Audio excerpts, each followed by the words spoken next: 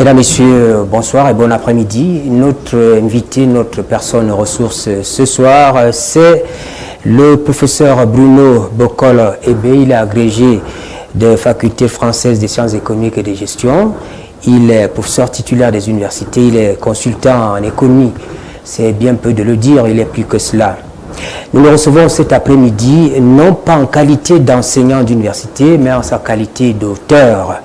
Il vient de publier un ouvrage, un livre qui porte le titre « De l'autre côté du mur, la prison me fut une grâce ».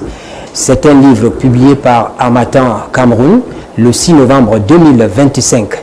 Merci beaucoup, professeur, de répondre à notre invitation. Nous sommes heureux de vous avoir en face. Merci de me recevoir dans vos studios.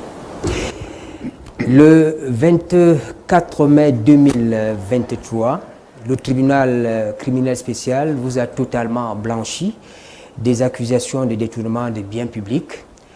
Il vous a acquitté pour faits non établis, ordonnant ainsi votre remise en liberté après des années de détention, 5 ans, 2 mois et 3 jours précisément. Vous êtes finalement lavé du statut infamant, et c'est vous-même qui le dites, de voleur de la République. La page dédicace de l'ouvrage que vous venez de publier reprend ces propos d'ailleurs. Et nous disons que nous allons partager avec vous ces moments difficiles que vous avez connus dans votre vie, une expérience douloureuse que vous partagez avec le public à travers Binous One et surtout à travers ce titre assez émotionnel, « De l'autre côté du mur, la prison me fut une grâce ». Alors, vous écrivez ce livre en prison, comment ça se passe? D'où vient l'idée? Je commence à l'écrire alors que je suis en prison, quand je vois comment les choses se déroulent, et ensuite, surtout par rapport aux questions existentielles que je me pose. Et je me demande pourquoi ça m'arrive, pourquoi c'est en ce moment. Je peux dire qu'au moment où les choses commencent mal, je peux dire que je suis au sommet de ma carrière. En 2012, 2010, quand ça commence, je suis agrégé depuis 30 ans. Je suis recteur depuis à peu près 13 ans. Je suis invité à enseigner un peu partout dans le monde. Et puis, patatras, tout s'écroule. Donc, c'est toutes ces interrogations-là qui vont me conduire à l'idée d'écrire. Et puis, au fur et à mesure que le temps va passer et que les procédures vont s'enchaîner et que je vais cheminer dans les couloirs de la justice, je me dis que j'ai une obligation d'écrire pour témoigner. Permettez que nous restions encore autour des questions périphériques. Vous vous levez le matin, vous commencez à écrire, c'est au sortir d'une audience, c'est avec des visites que vous recevez. L'idée se développe comment? Parfois, en pleine nuit, je me levais. Parce que quand vous êtes en prison, le sommeil est affecté. La nuit, par exemple à 2 heures du matin, 1 heure du matin, 3 heures du matin, le sommeil part et vous commencez, ces questions surgissent et vous commencez à y répondre ou à entrer en quête de réponses. Et quand vous avez quelques éléments de réponse ou ce que vous croyez tel, vous vous levez, en tout cas c'est ce que je faisais, je me levais et je me mettais à écrire, à consigner ce qui m'est venu en tête à l'instant. Et au fur et à mesure que les jours passaient, j'ai pris la décision de mettre tout cela en ordre pour produire, d'autant plus que de jour en jour, d'audience en audience, j'ai acquis la conviction qu'il me fallait témoigner pour que ce que j'ai vécu puisse aussi servir à d'autres qui pourraient se retrouver dans la même situation. Nous évoquons là des moments difficile que vous avez connu dans votre vie. C'est une expérience douloureuse, vous l'appelez calvaire, que vous partagez avec le public de BNews et bien d'autres personnes qui nous suivent en ce moment. De l'autre côté du mur, la prison me fut une grâce. Alors, vous dites bien que le calvaire commence en 2010. Le calvaire commence en 2010. Mais le grand public se limite parfois à votre arrestation en 2018. Non, le calvaire commence en 2010 parce que je suis à mon bureau, j'arrivais très tôt. Même quand je n'avais pas cours, j'arrivais très tôt. Et à peine installé, on m'annonce un collaborateur, le directeur de l'Institut universitaire de technologie. Je le reçois. Il me dit, monsieur le recteur, on a un problème. Je dis, quel problème? Il me dit, il y a eu des retraits dans notre compte. Et moi, spontanément, je lui dis, non, moi, je n'ai ordonné aucun retrait dans les comptes des établissements, comme j'en avais le pouvoir. Et il me dit, monsieur le recteur, vous n'étiez même pas au Cameroun. Et moi-même, je n'étais pas à Douala. Je lui dis, mais comment des retraits peuvent être effectués? Moi, je ne suis pas au Cameroun. Vous n'êtes pas là. Et je lui dis d'aller voir l'agent comptable, ce qu'il fait. Et quelque temps après, on m'apporte une réponse à une demande d'explication que l'agent comptable avait adressée à un de ses collaborateurs. Et quand on me tend et la réponse et la copie du chèque, je reconnais l'écriture. C'était l'écriture de mon petit frère, même père, même mère, qui était caissier à l'agence comptable. Et donc je réalise que ça va barder. Donc je prends connaissance et j'ordonne qu'on approfondisse les investigations. Et au fur et à mesure, dans un premier temps, quelques jours après, on me dit que les retraits s'élèvent à 50 millions. 2 ou 3 jours plus tard, nous sommes déjà à 100 millions. Avec des signatures imitées? Avec des signatures imitées. Et je réalise que c'est une affaire extrêmement grave. Je me retrouve face à un dilemme. Mon petit frère est concerné. Qu'est-ce que je fais?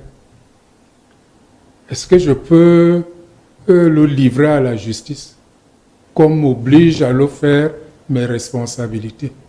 Est-ce que je le couvre? Alors, vous êtes dans ce dilemme. J'ai les pressions de la famille qui disent non, c'est toi le recteur, tu as tous les pouvoirs. Et puis à la fin, je réalise que je n'ai pas d'autre choix que de saisir la justice. C'est comme ça que l'affaire se déclenche.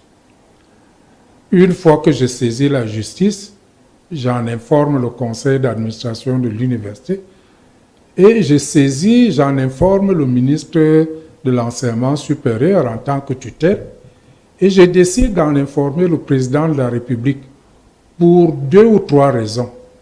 La première raison, c'est que depuis que j'étais recteur, je faisais un rapport trimestriel au président de la République pour lui faire l'état de la marche de l'université. Je n'étais pas obligé de le faire, mais j'estimais que ma responsabilité... Et puis c'est lui qui vous a nommé? Oui, c'est lui qui m'a nommé. Statutairement, je n'étais pas obligé de le faire, mais j'estimais qu'il était bon qu'il fût informé de la marche de l'université dont j'étais responsable. J'ai commencé à le faire à l'université de Yaoundé 2, j'ai continué à le faire à l'université de Douala. Mais dans le cas d'espèce, et c'est la deuxième raison, j'estime que la question est suffisamment grave pour que je puisse ne pas l'informer, d'autant plus que je sais qu'il sera informé par d'autres canaux. La troisième raison, c'est que mon petit frère est impliqué. Et je sais les interprétations qui ne vont pas manquer. J'estime qu'en plus, c'est une trahison de la confiance qui m'a été faite en me confiant la responsabilité de l'université. Donc, pour ces 3 raisons, je l'en informe. Mais ça va être le point de départ de ma descente aux enfers, parce que certains vont se servir de cette correspondance pour ordonner un contrôle qui n'avait pas de raison d'être, puisque l'affaire était déjà pendante devant la justice. Mais c'est ça qui va servir de prétexte pour l'envoi d'un contrôle qui viendra en mission commandée avec manifestement la volonté de m'éliminer. C'est le mot qui me vient à l'esprit. La volonté de m'éliminer, et qui va être un contrôle qui, contrairement à ce que doit faire un audit, c'est-à-dire un audit fait le point de ce qui marche dans un organisme et de ce qui ne marche pas, et en tire des conclusions, soit pour dire au responsable, vous pouvez continuer dans cette voie, soit pour lui dire, telle chose ne marche pas, voilà les correctifs qu'il faut apporter au management de l'organisme. Mais cette mission va instruire essentiellement à charge. Mais il y avait quand même à l'Université de Douala cette plainte de la CNPS qui indiquait qu'il y avait... La plainte, parce que je vais dans mon calvaire qui commence donc en 2010, je vais avoir 3 stations, si je peux m'exprimer ainsi. La première station, c'est cette affaire. La deuxième station, c'est toujours cette affaire, mais au CDBF, au Conseil de discipline budgétaire et financière, dont les décisions seront tellement iniques que je me verrai obligé d'en saisir le tribunal administratif du centre, qui là aussi va me donner totalement raison en annulant ces décisions-là. Donc voilà comment le calvaire commence. Mais l'affaire de la CNPS viendra après, viendra des années plus tard. Ça commence par cette affaire de détournement qui rapidement va passer d'une affaire de détournement, j'allais dire banale. Banale au sens que c'est des choses qu'on trouve dans les entreprises, les organismes, pour devenir l'affaire Bokol-Ebé. Le livre, c'est 682 pages, je l'ai dit. Vous pouvez le trouver aux éditions Harmattan Cameroun, et peut-être ailleurs maintenant, parce que ça fait quelques mois qu'il est sur le marché. Oui. Alors, c'est plusieurs chapitres, mais en 2 parties principales. En 2 grandes parties, oui. En 2 grandes parties. La première partie, vous parlez, peut-être c'est quelques éléments que vous nous donnez. Le calvaire judiciaire éprouvant un triomphe éclatant de la vérité sur le mensonge. Oui. La deuxième partie, je témoigne de la manière dont le service public peut être instrumentalisé par ceux qui ont charge de l'utiliser pour l'intérêt général. Ça a été le cas pour vous? Ça a été le cas. C'est normal que l'État, propriétaire de la chose publique, contrôle. Ça, c'est tout à fait normal. Mais le problème, c'est quand ceux qui sont chargés de ce contrôle pour l'intérêt public s'en servent pour régler des comptes. Et le livre témoigne de la manière dont, dans mon cas, comment le service public a été instrumentalisé. Deuxièmement, dans cette partie, le livre témoigne des différentes étapes de cette instrumentalisation et de la manière dont l'instrumentalisation a été faite. Notamment, je mets en exergue le fait que de faux documents ont été fabriqués par la mission de contrôle. Je mets en exergue le fait que cette mission elle-même était d'une composition problématique. Vous savez qu'un des principes fondamentaux de tout audit, c'est le principe de l'indépendance de l'auditeur par rapport à l'audité.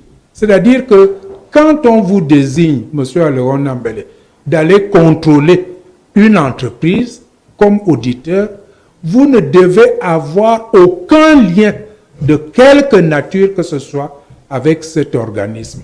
Or, dès le départ, les dés sont pipés parce que dans cette équipe qui va venir, premier couac, première violation flagrante de l'indépendance de l'auditeur, c'est que le chef de mission a son conjoint qui est mon collaborateur, ce qui est un empêchement dirimant à ce que l'intéressé fasse partie de la mission de contrôle. Avec beaucoup de Mais recul. circonstance aggravante, c'est que le conjoint en question, qui est un de mes enseignants, je l'ai sanctionné je crois, 1 ou 2 ans plus tôt, à la suite d'un conseil de discipline auquel il a été attrait et qui a apporté la preuve qu'il a été un participant actif à la mise en place d'un système de fraude aux examens. Et j'en informe ceux qui ont charge de composer la mission.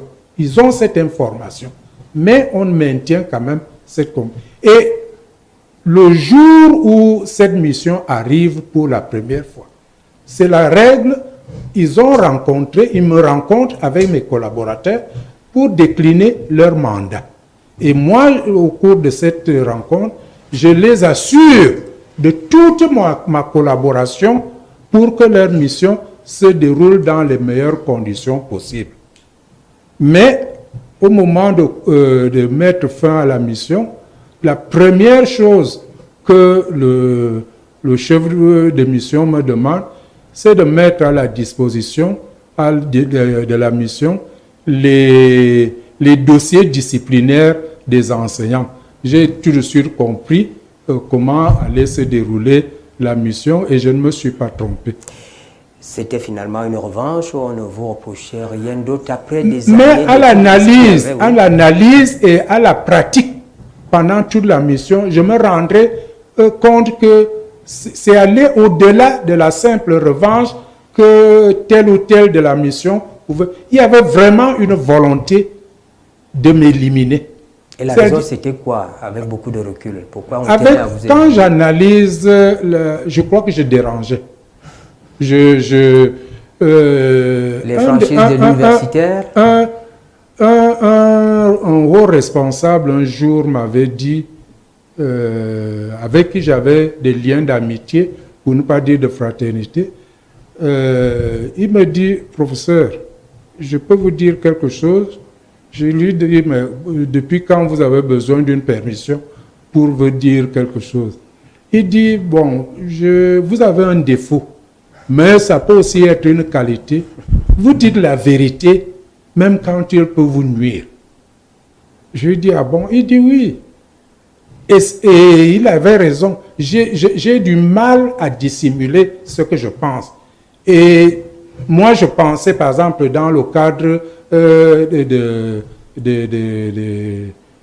mes responsabilités, que la loyauté de la collaboration implique de dire ce qu'on pense, même quand ça n'emporte pas l'adhésion des autres. Les désaccords, mais j'ai découvert que ces désaccords peuvent être source d'un prix lourd à payer. Et c'est ce qui m'est arrivé. Alors, dans la première partie, vous dites bien qu'elle témoigne de ce qui a été pour vous un calvaire judiciaire. Vous tirez les leçons sur le service public dont les missions d'intérêt général sont parfois détournées, vous l'avez évoqué tout à l'heure. En même temps, on a le sentiment que l'épreuve vous fait changer de regard sur la justice. Vous montrez comment vous avez pu déconstruire le tissu de mensonges autour de votre personne. Et cela, la justice vous a aidé. Oui, parce que j'enfonce des portes ouvertes en disant que notre justice fait l'objet de beaucoup de critiques. On dit qu'elle est instrumentalisée, que les magistrats sont corrompus, etc. Je n'ai pas les moyens pour dire de manière péremptoire et définitive que ces critiques ne sont pas fondées.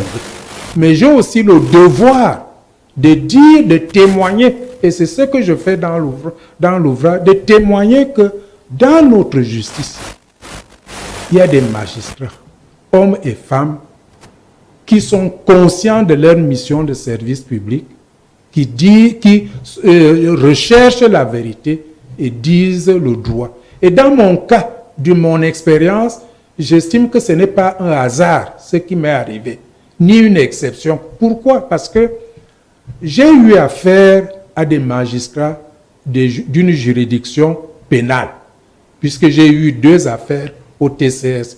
Celle liée à la plainte que la CNPS a portée contre moi pour des prélèvements de 343 milliards, on pourra revenir là-dessus, et celle des milliards, à peu près 3 milliards, 501 millions pour arrondir.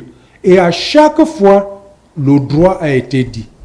J'ai été une première fois acquitté le 30 janvier 2020 par le TCS, par une collégialité du TCS.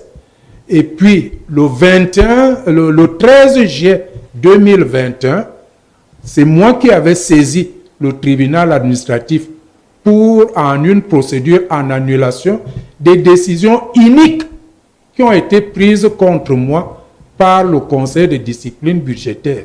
Et le tribunal administratif m'a donné raison, et en annulant purement et simplement ces décisions. Vous imaginez un fonctionnaire comme moi, un agent de l'État, avec les salaires, quand on vous pose débiteur de 2 milliards 480 millions, vous allez rembourser ça comment? Moi, je n'ai pas de patrimoine matériel.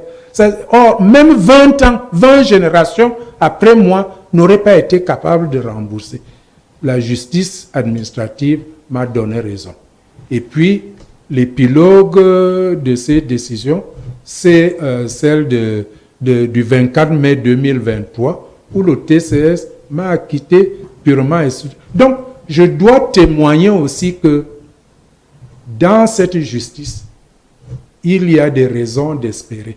Dans cette justice, il y a encore des magistrats qui sont conscients de leur mission de service public et qui disent le droit en recherchant la vérité.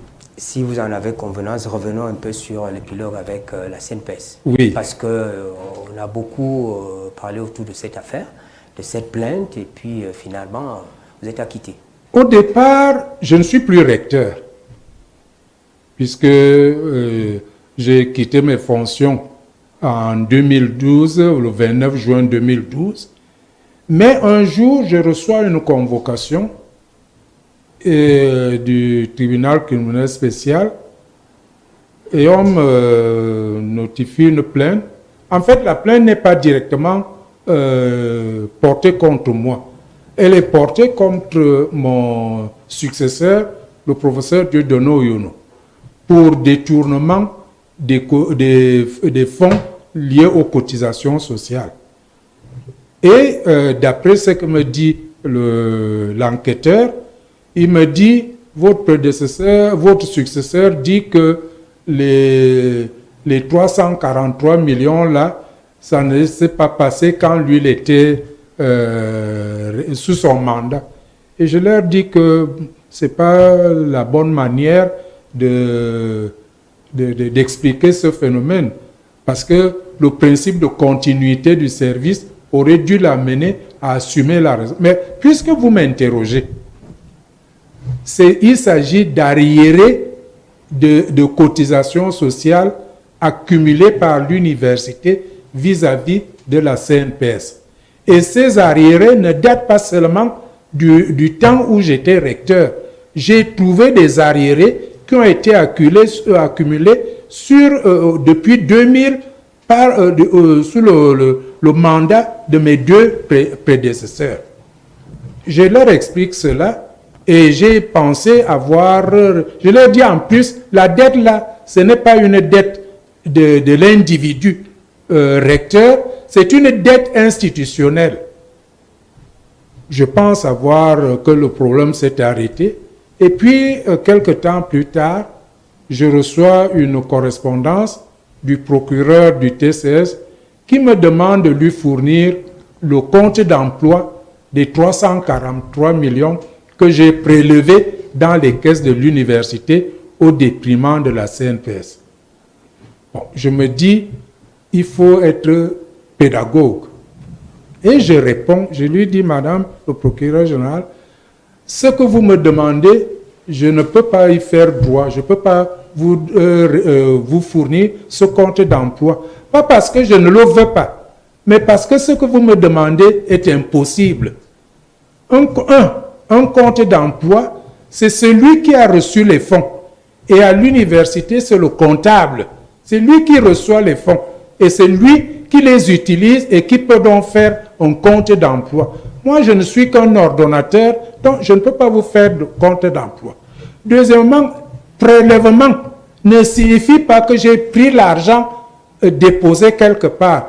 Prélèvement, c'est un terme générique en droit fiscal et en économie sociale qui désigne la part de revenus d'un salarié qu'on retient au titre des cotisations sociales. Je lui dis, compte tenu de tout cela, il m'est impossible de vous fournir un compte d'emploi parce que je ne peux pas employer ce que je n'ai jamais vu. Je pensais l'affaire terminée. Quand je suis arrêté, le 20 mars 2018, j'arrive au TCS, je passe toute une journée, je ne sais pas pourquoi, je devine que c'est lié à l'affaire des milliards. Mais la première affaire dont je suis officiellement notifié, quand on m'emmène, on me dit, vous irez chez tel juge d'instruction pour répondre des 343 millions. C'est comme ça que je sais que je suis maintenant accusé du détournement de 343 millions. Et cette procédure va donc s'engager et je gagne le procès puisque je suis purement et simplement acquitté le 30 janvier 2020. Entre-temps, quand je quitte mes fonctions, quelques jours après, je suis notifié que désormais je suis attrait devant le Conseil de discipline budgétaire et financière qui siège au CONSUPE, suite précisément au rapport de la mission de contrôle. Si vous lisez mon livre, je parle de ce Conseil de discipline budgétaire. Je dis que c'est le Sanhédrin du non-droit. Vous savez ce que c'est le Sanhédrin, monsieur Alexandre? Expliquez-le, professeur. Le Sanhédrin, c'est une instance chez les Juifs qui réunissait les grands prêtres. Et c'est ce Sanhédrin-là qui a condamné Jésus à mort. C'est ce Sanhédrin-là qui, en siégeant, Caïphe s'est levé pour dire qu'il faut qu'une seule personne meure pour que tout le peuple ne soit pas sacrifié. Et là, vraiment, j'assume ce que je dis. J'ai eu affaire à une instance qui recherchait tout sauf le droit.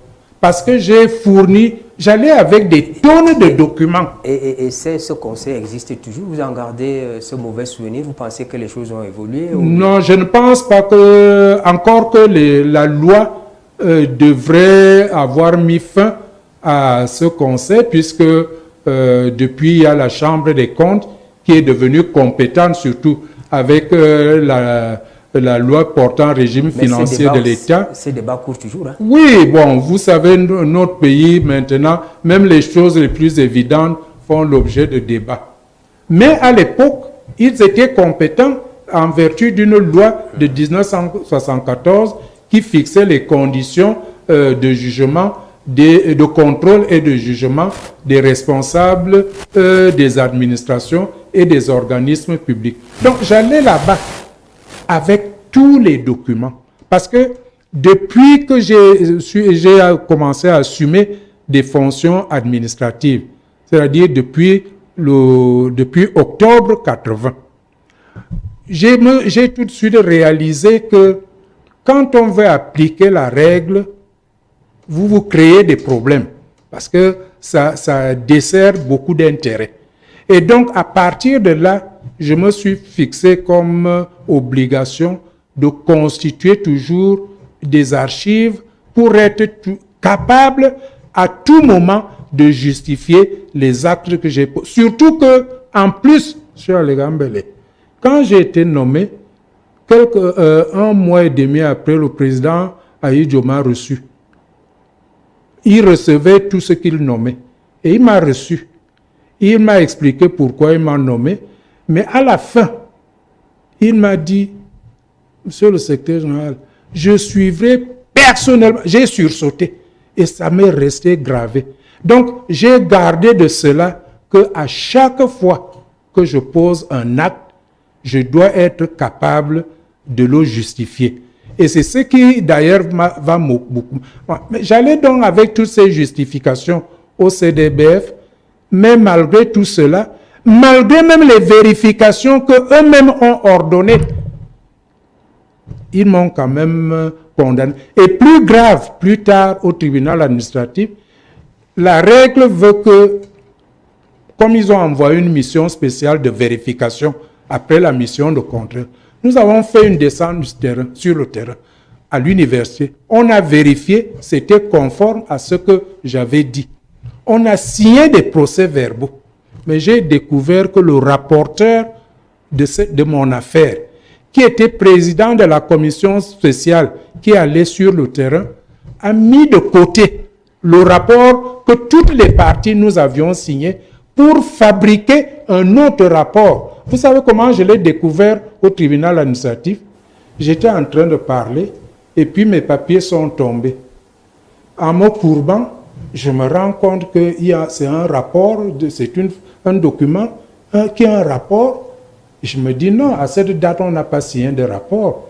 Et quand j'en prends connaissance, j'ai dit au président du tribunal, « Ouais, monsieur le président, je suis attiré devant vous par un état voyou. » Le président sursaute, il dit, « Mais monsieur le professeur, vous allez très fort. » J'ai dit, « Non, monsieur le président, vous êtes juge administratif. En sciences administratives, l'état voyou, c'est l'état qui ne respecte pas ses propres règles. » Je lui dis, voilà, je viens de découvrir que nous sommes allés faire des vérifications sur le terrain de ce que j'ai affirmé devant le CDBF. On a signé un procès verbal contradictoire, mais le rapporteur a mis ce procès verbal de côté pour rédiger un faux procès verbal. Et je n'étais qu'au début des faux documents auxquels j'allais être confronté et qui allaient servir de base aux accusations portées contre moi. De votre expérience, vous tirez les conclusions qu'il est possible de gagner la bataille, vous le démontrez d'ailleurs, pour autant qu'on se donne les moyens. Il y en a qui nous regardent, qui sont dans des situations difficiles, des épreuves qu'ils traversent. Comment travailler son dossier dans une situation pareille? Qu'est-ce que vous faites? Il faut partir du principe que le premier avocat, quand vous êtes inculpé, quand vous êtes accusé, le premier avocat, votre premier avocat, c'est vous-même. Donc vous devez vous imprégner du dossier. Vous devez l'étudier de fond en comble, dans les moindres détails. Non, il faut y aller à fond. Connaître votre dossier dans les moindres détails au bout des doigts. Et c'est ce que j'ai fait. Moi, j'ai eu en plus la chance que j'ai enseigné les finances publiques, la politique économique, c'est une de mes spécialités. Et en plus, j'ai participé à la réforme des finances publiques dans les années 90 au Cameroun, en CEMAC, en UEMOA et au Kenya. Donc, et puis j'enseignais la matière, donc j'étais outillé pour démonter, je savais quels documents il fallait rechercher. Même quand on a caché les documents, j'ai pu les retrouver. Et c'est ça qui m'a permis de construire ma défense. Parce que même avec mes conseils, je préparais le document de base. Je discutais avec eux. Je leur disais, telle question va m'être posée. Si c'est des questions qui devaient m'être posées, telle question va être posée au témoin de l'accusation. Et notamment avec le témoin de l'accusation, j'ai pu montrer au juge de manière la plus claire que c'était quelqu'un qui venait mentir délibérément au juge. Et tout en se prévalant de son serment d'auditeur public. Monsieur Onambele, vous imaginez que ces messieurs qui sont venus me contrôler m'ont accusé dans les 3 milliards 500 millions. Une partie de ces fonds, vous savez d'où ça venait? Ils ont produit un document avec le nom de la banque, les numéros de chèque, les montants, les dates de retrait, 115 retraits que j'aurais effectués. Sauf que, M. Aléon Ambele, ce qu'on n'a jamais existé. Parce que l'université n'a jamais été cliente de cette banque.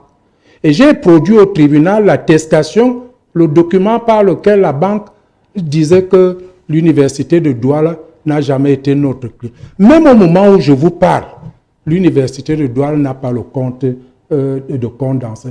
Quand des agents publics sont à même d'aller jusque-là.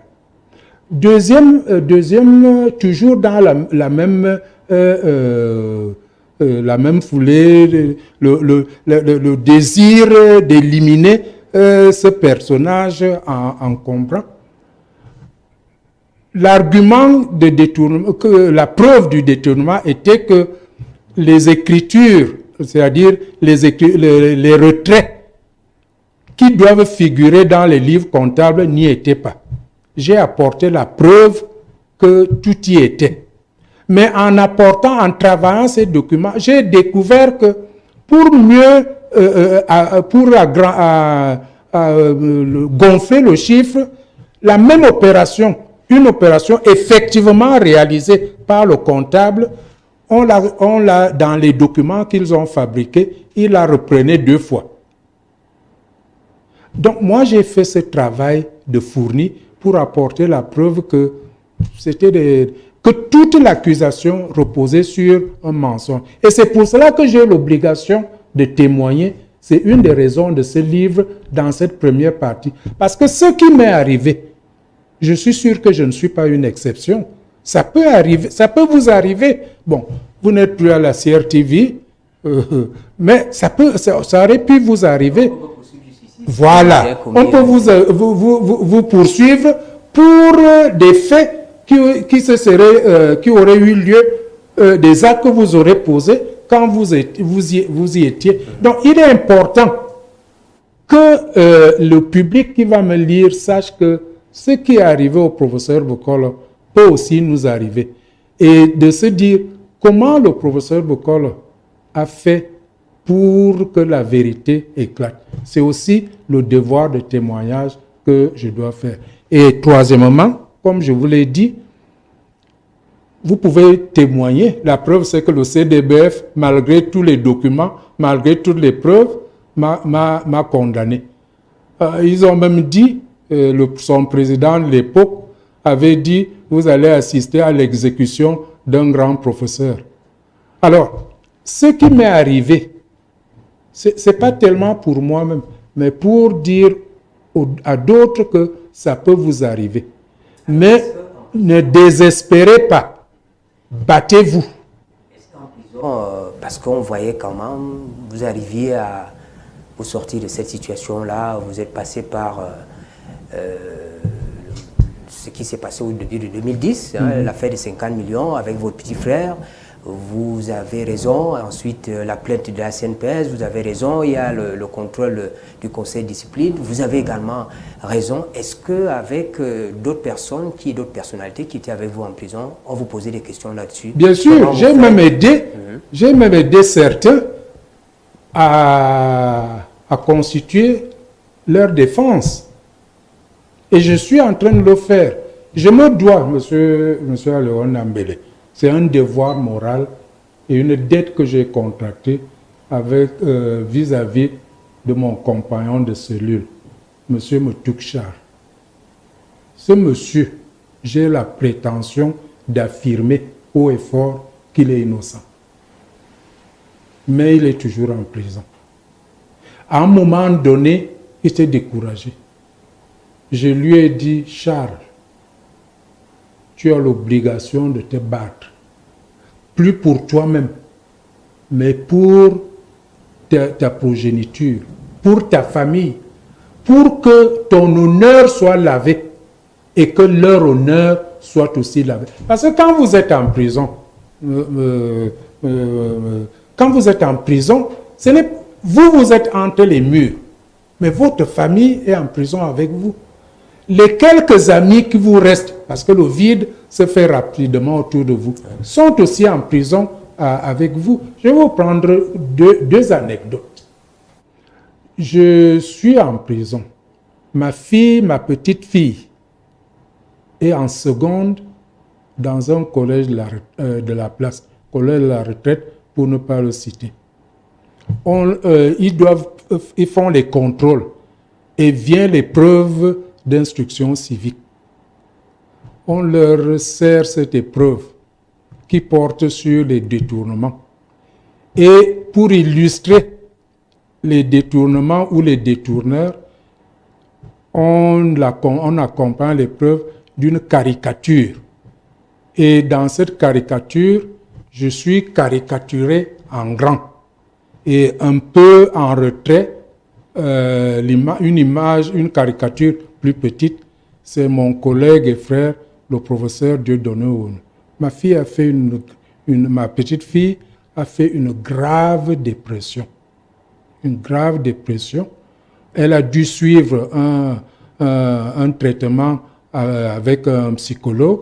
On a dû l'enlever de cet établissement pour le mettre dans un autre établissement. C'est dire que vous êtes en prison, c'est pas seulement vous-même. Mon fils me racontait un jour que, papa, quand je passe quelque part, si je me retourne, je vois comment on me pointe du doigt. On dit, ça c'est le fils du voleur de la République. Quand je suis sorti, un jour, mon fils vient me chercher pour aller chez lui et nous passons par Nkodangui. Il a ses enfants dans la voiture. L'un des enfants se met à pleurer. On lui demande pourquoi il pleure, et il ne dit pas pourquoi. Et son père lui dit, si tu ne me dis pas pourquoi tu pleures, je vais te faire descendre la voiture et on va te laisser là. Il dit, papa, on amène encore papier à Kondangui. Vous voyez le traumatisme chez un enfant de cet âge. Donc, témoignons aussi. Voilà. Pour vous parce et puis en plus, là, c'est quelque chose que je porte en moi. Mon épouse décède pendant que je suis en prison. Mon épouse décède et je n'ai pas fait le deuil puisque je n'ai même pas vu le corps. J'ai eu quand même la possibilité de lui parler quelque temps avant qu'elle ne rende son dernier souffle parce que mon fils m'appelle pour me dire, papa, maman est un peu lucide, tu peux lui parler. Elle me dit, moi, c'est fini.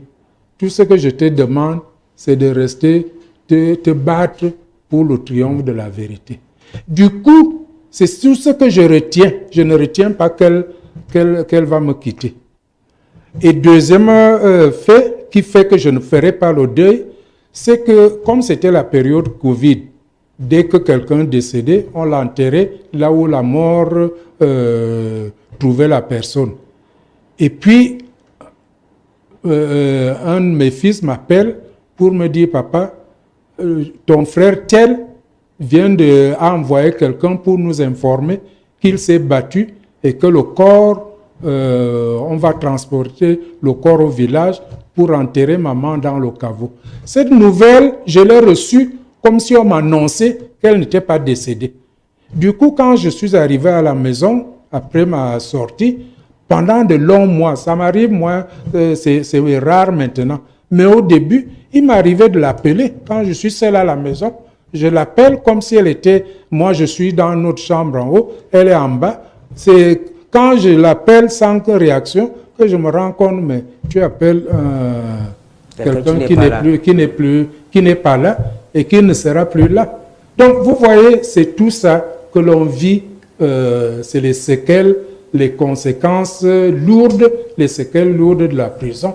Et c'est de tout ça que je témoigne. Mais surtout dans la première partie, je pense que j'ai le devoir de dire ce qui s'est passé, de montrer comment la justice peut être, le service public peut être instrumentalisé, mais de montrer aussi que dans ce service public, il y a encore des agents dont le comportement est tel qu'on ne doit pas désespérer. Et quand vous êtes dans cette situation, il faut vous battre. Venons-en à la deuxième partie de l'ouvrage, qui va au-delà du fait judiciaire et se veut une réflexion sur le mal et les preuves. Oui. Depuis qu'on a commencé, vous parlez beaucoup de ceux qui vous ont fait du mal. Vous êtes rancunier? Non, non.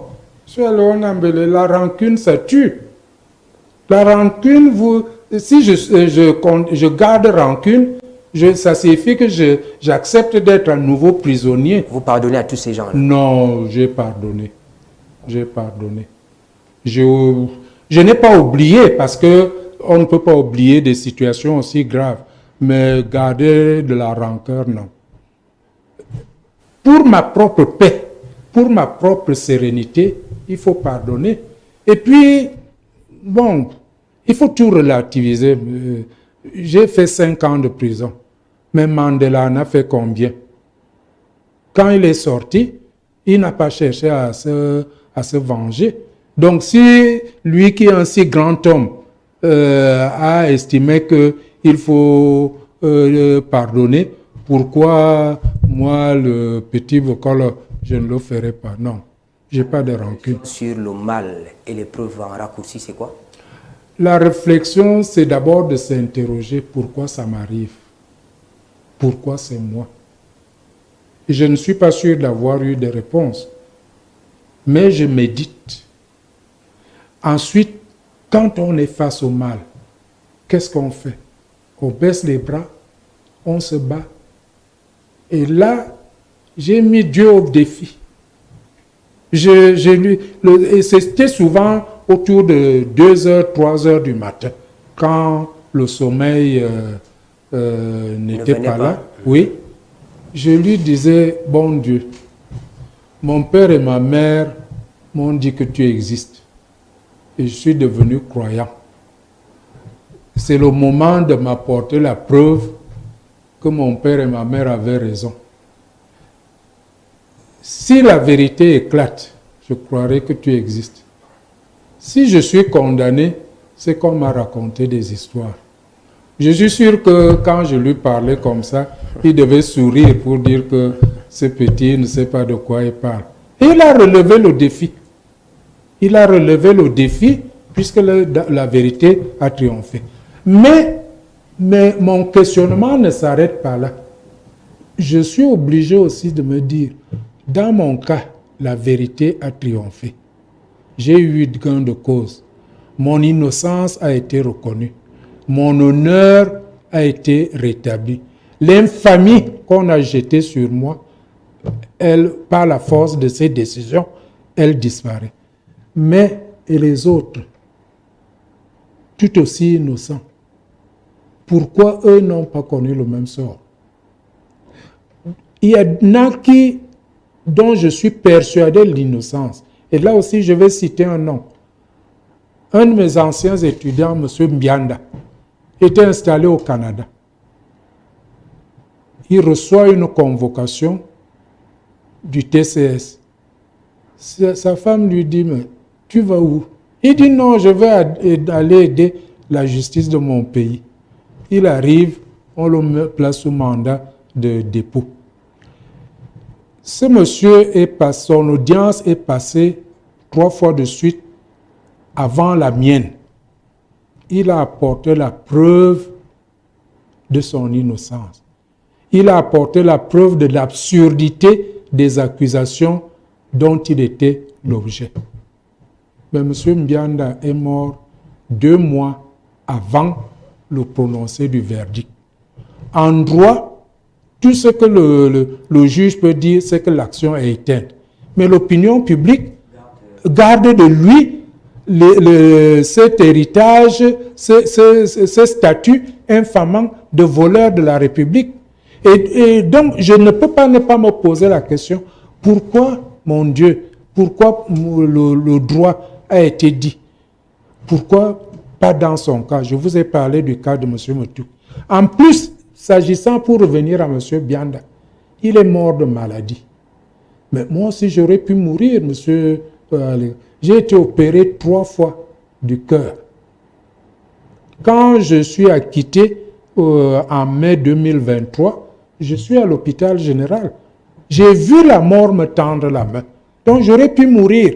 Et si je mourais, personne n'aurait jamais su que j'étais innocent. Et donc, c'est ces questions-là. Pourquoi dans mon cas, la mort ne m'a pas pris, pardon.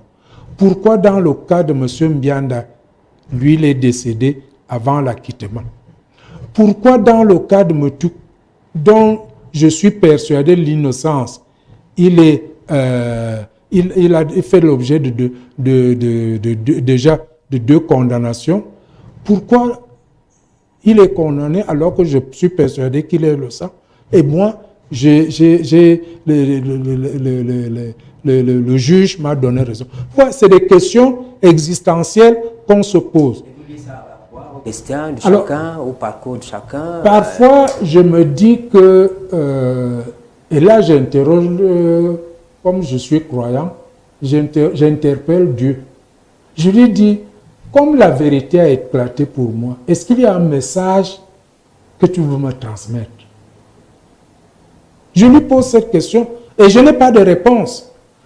Quand ça me taraude, je finis par me dire, Monsieur Bekolo, la vérité a triomphé pour toi, rends déjà grâce que tu sois innocenté. Mais de temps en temps, c'est mystère, je l'appelle ainsi.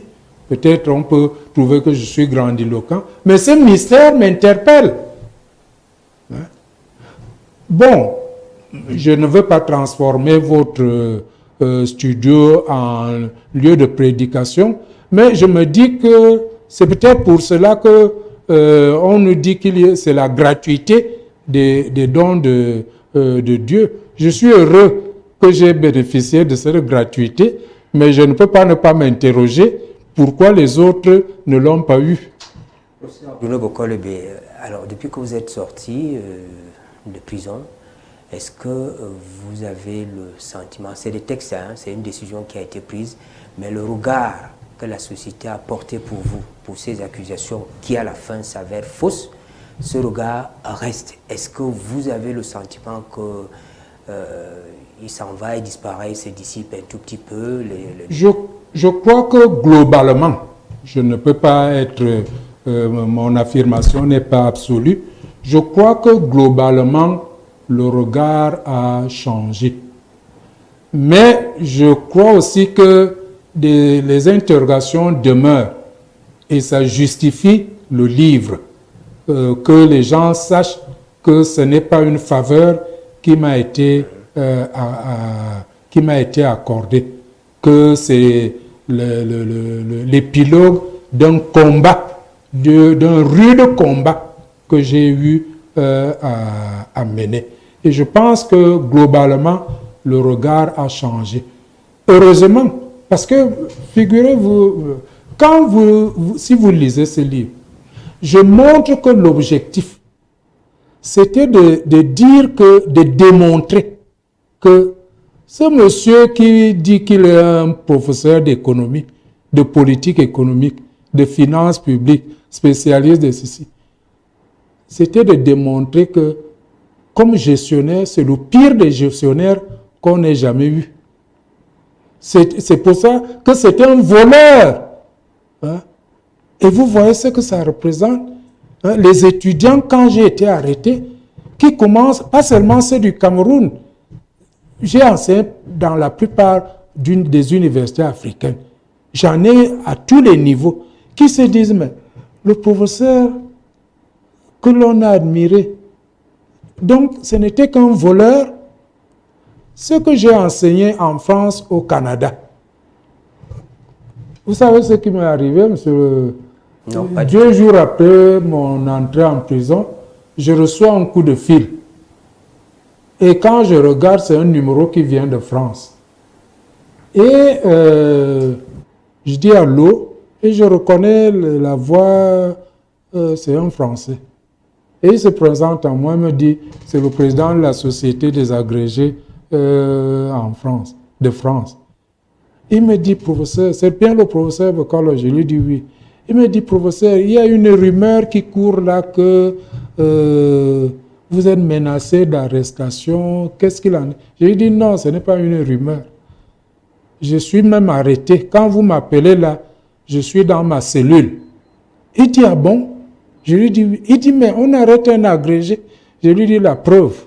Ouais, les gens se posent la question.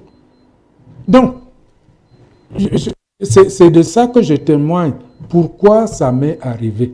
Je n'ai pas de réponse définitive, mais je dois en parler. Mais je dois dire, pour revenir à votre question, je pense que globalement, les gens, la majorité des gens ont pris conscience, puisque ce n'était pas une seule procédure.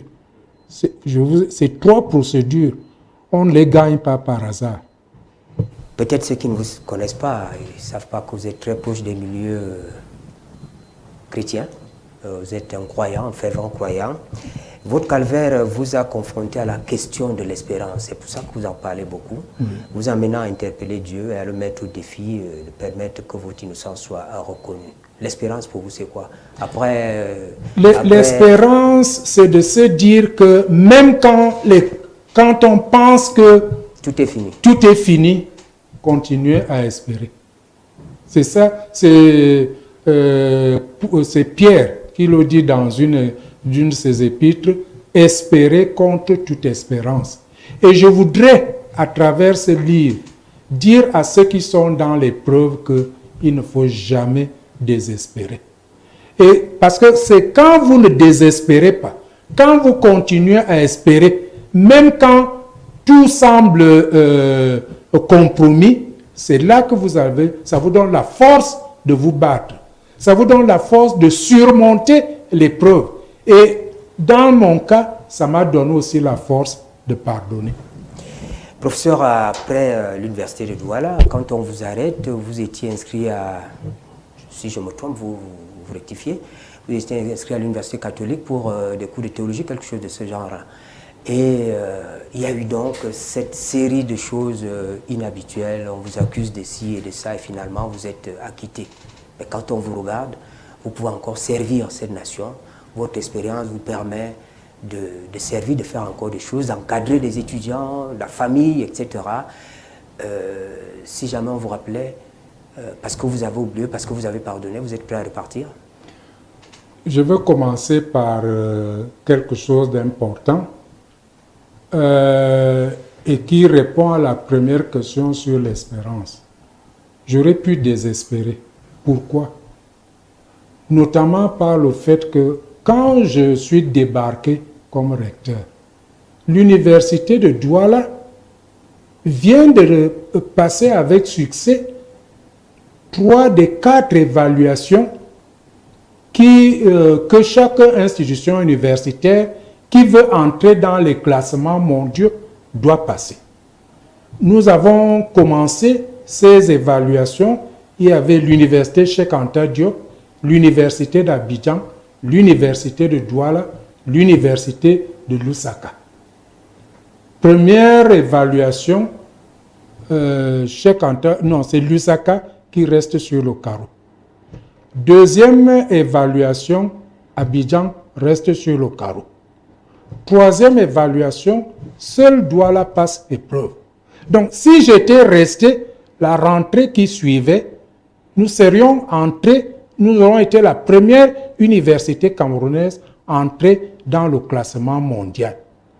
Et c'est ce recteur qui fait passer à son institution toutes ces épreuves, c'est ce recteur dont on vient montrer que c'est le pire des gestionnaires qu'on n'ait jamais rencontré. Vous voyez, vous pouvez désespérer. Maintenant, l'après. Je peux encore servir et j'ai recommencé à servir, mais pas dans le sens dans l'hypothèse que vous envisagez, ma vocation, c'est d'enseigner. C'est d'être devant les étudiants. J'ai d'ailleurs toujours dit que même quand j'étais recteur, les moments où, en dehors d'être avec ma famille, les moments où je me sentais toujours le plus heureux, le plus en paix, c'est quand j'étais et quand je suis devant les étudiants. Et c'est ça qui me préoccupait. Est-ce qu'un jour, je pourrais encore être devant les étudiants?